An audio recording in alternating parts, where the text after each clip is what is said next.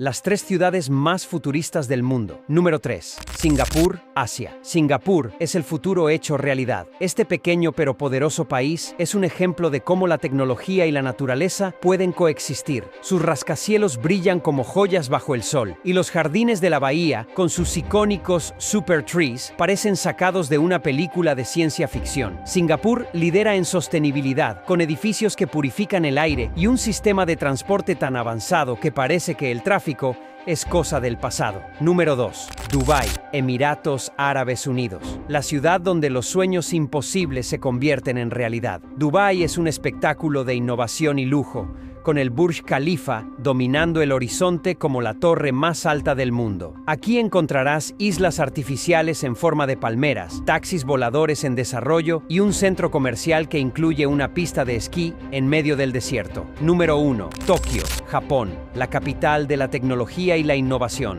Tokio combina tradición milenaria con avances que parecen de otro planeta. Sus calles están llenas de pantallas gigantes, robots que te sirven comida y trenes que viajan a velocidades increíbles.